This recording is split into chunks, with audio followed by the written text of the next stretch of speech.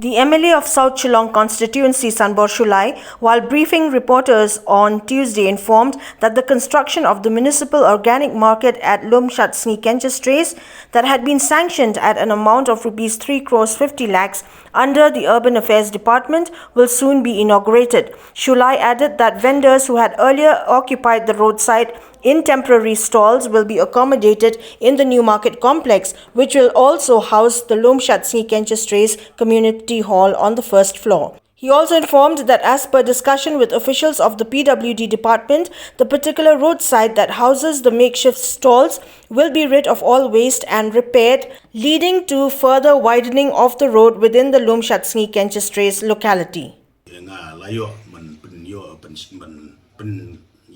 Scheme napo ka Urban Affairs Department ka balong Laiklur Steng te bansinay kana ka organic market, municipal organic market barkana ro ladap Laiklur Steng te kajing kriya ayaki daga bangi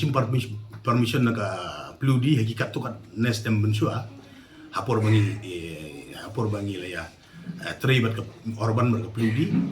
haka jingya long meeting tinggi ong ba ailat iki ba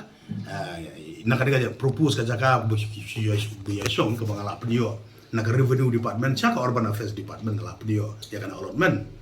tela yor ka ya ka allotment hadin bagila allot su kontraktor bentrei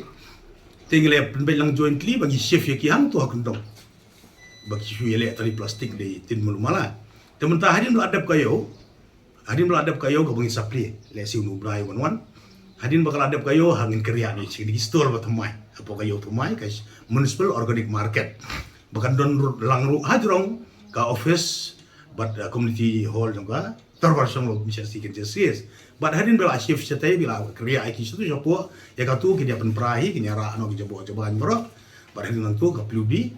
kansa repair ya surok tegala perlu Teka unum simpul ba unu brai banwan ngi dio parsa ka we ke inauguration bat kan don sa ka we bat ka jing penhe shu itu surok par orang sa ti ikan orang sa